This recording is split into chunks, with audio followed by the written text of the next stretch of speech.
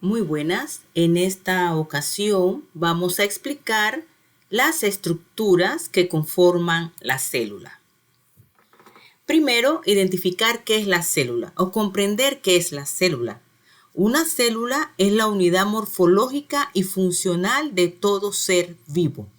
Ya sabemos que las células están formadas por macromoléculas y las macromoléculas por átomos y demás.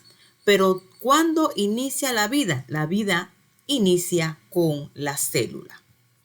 Si es así, debemos comprender que existen dos tipos de células: las células eucariotas y las células procariotas. Cuando hablamos de células procariotas nos referimos a todas aquellas células animales y vegetales.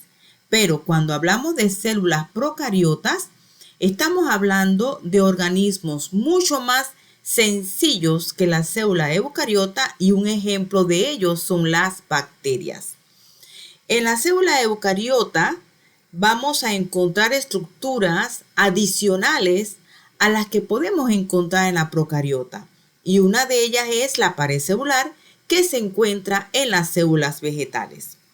Otra característica es que tiene un núcleo definido, o sea, el núcleo es una estructura membranosa que contiene en su interior material hereditario. Y además poseen otros organelos como las mitocondrias, cloroplastos, aparatos de Golgi, retículo endoplasmático rugoso, retículo endoplasmático liso y entre otras estructuras que son importantes e imprescindibles para la labor o la función que desempeña la célula. Y obviamente presentan una información genética que la vamos a encontrar dentro de la célula, y esta información genética la vamos a ver básicamente en estructuras conocidas como los cromosomas. Si hablamos de la célula procariota, todas presentan pared celular. Al contrario de la eucariota, no presentan un núcleo, pero el hecho de no tener núcleo no indica que no tengan material hereditario. Sí tienen material hereditario, solo que no se encuentra cubierto o protegido por una membrana. No presentan organelos membranosos, pero definitivamente la información genética sí la posee y se encuentra distribuida en el citoplasma de la célula. Un ejemplo de una célula procariota, como les había indicado anteriormente, es una bacteria. Aquí tenemos un ejemplo de una bacteria con características genéricas. Aquí vamos a encontrar la pared celular, una capa, una cápsula, continuo a la cápsula, la pared celular y después la membrana plasmática. Muchos deben movilizarse, y para movilizarse también tienen unas estructuras que se conocen como pili, que hay algunas teorías que indican que ayuda también a lo que es la reproducción. Y muchas, para su movilización, tienen una estructura alargada, una o dos o varias, o distribuidas alrededor de la cápsula o de la pared celular, y les ayuda a su movilización.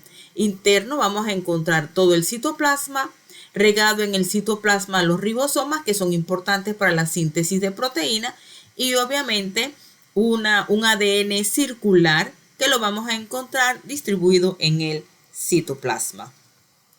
Si hablamos entonces de la célula eucariota, vamos a encontrar dos tipos: la animal y la vegetal. Si hablamos de la célula eucariota vegetal, vamos a ver que ellas tienen características específicas, como el tener una pared celular, el tener cloroplastos. Recordemos que los cloroplastos son importantes porque realizan la fotosíntesis, que es importante para la producción de oxígeno.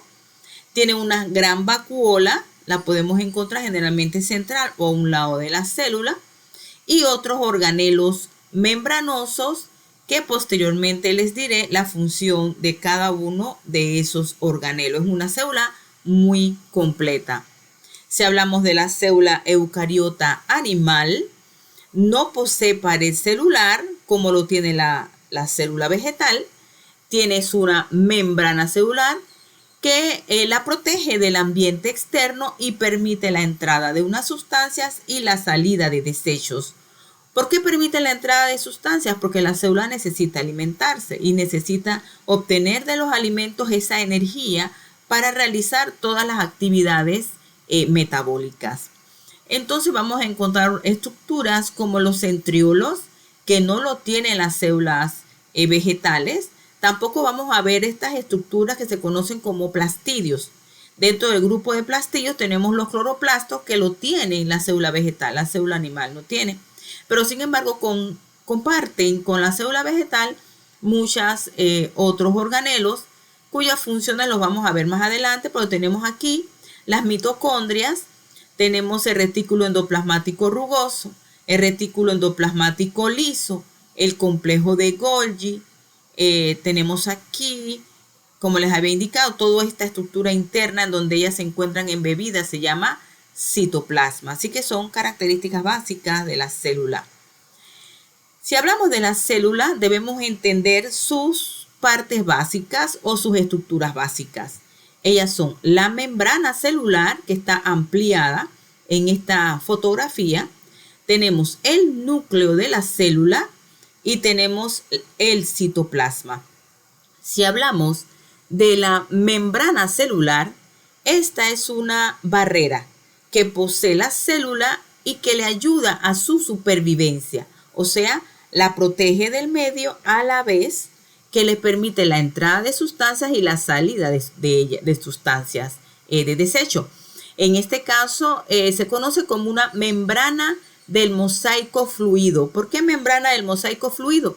Porque tiene proteínas en el interior de la membrana, tiene proteínas laxamente unidas en el interior y en el exterior, las cuales participan también en el transporte de sustancias hacia la célula, muy importante para su alimentación. Si hablamos del núcleo de la célula, lo vamos a encontrar en las células eucariotas y su función es mantener la integridad de los genes y ayuda a controlar todas las actividades celulares. El citoplasma es el espacio comprendido entre la membrana nuclear y la membrana celular. Y es precisamente en esta sección en donde se encuentran los organelos celulares. Vamos a ver ahora algunos organelos celulares, así como sus funciones. Aquí tenemos a la mitocondria, que se encarga de suministrar toda aquella energía necesaria para las actividades celulares. Y esta energía se conoce como ATP o trifosfato de adenosina. ¿En qué proceso se obtiene? En el proceso de la respiración celular. Aquí tenemos al cloroplasto, que lo vamos a encontrar solamente en las células vegetales y son muy importantes porque es precisamente en los cloroplastos en donde se realiza la fotosíntesis, gracias a la cual se obtiene glucosa y se obtiene oxígeno. El retículo endoplasmático lo vamos a encontrar de dos tipos: retículo endoplasmático liso y retículo endoplasmático rugoso. ¿Cuál es la diferencia? El liso no tiene ribosomas, en tanto que el rugoso sí presenta los ribosomas. Entonces, funciones genéricas: ayudan a la síntesis de proteínas, de lípidos y otras sustancias, pero también participan en el transporte dentro de la célula. Los ribosomas los vamos a encontrar sueltos en el citoplasma o lo vamos a encontrar adherido al retículo endoplasmático rugoso, de allí su nombre. Ayudan a la síntesis de proteína y obviamente los vamos a encontrar también de una forma muy libre dentro de la célula. La síntesis de proteína es de suma importancia porque todos los organismos fabrican su propia proteína. El complejo de Golgi, los lípidos y las proteínas que se generan en algunos organelos son transportados al complejo de Golgi.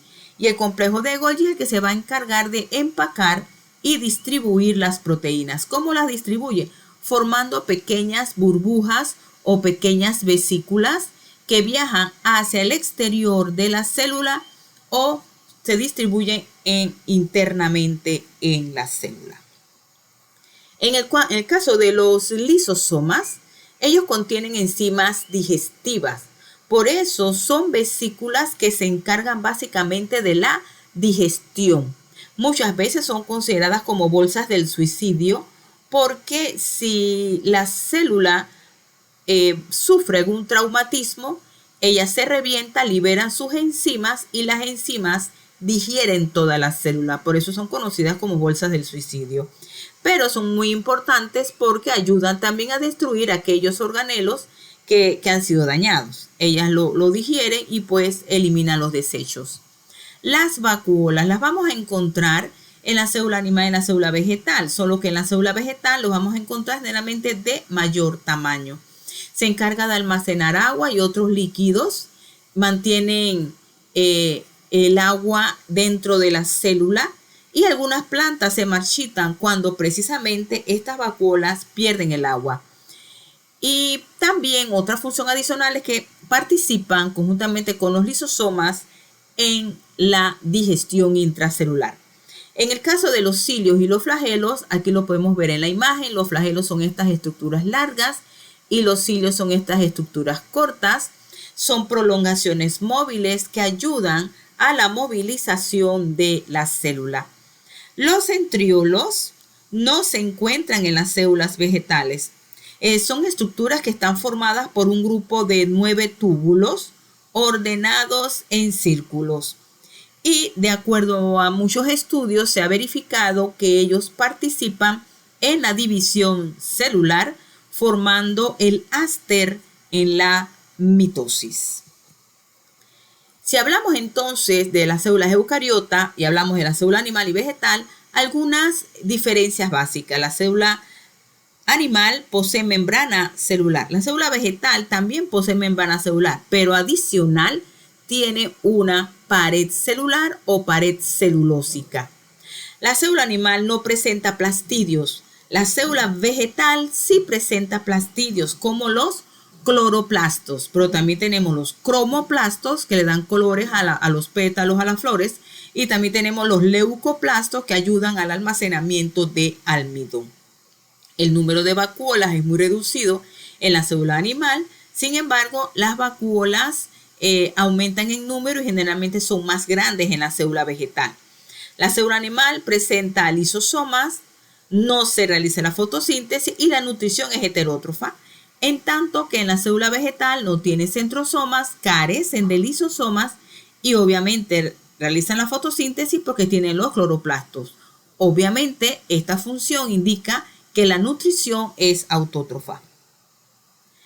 Una comparación muy rápidamente, estructuras comunes, las mitocondrias, membranas plasmáticas, retículo endoplásmico, citoplasma, aparato de Golgi, citoesqueleto, núcleo, lisosomas y peroxisomas, y estructuras diferentes, o sea que no lo comparten los dos, los centriolos, la pared celular, los cloroplastos y las vacuolas. O sea, en el caso de la vacuola sí la comparten, solo que va disminuyendo, solo que su diferencia está relacionado con el número de vacuolas y también por el tamaño de la vacuola. Si es así, como siempre, hemos explicado muy rápidamente este tema y repasen, jóvenes, porque es importante revisar el material para poder comprenderlo, ¿sí? Entonces, envíame ganas de estudiar. Bendiciones.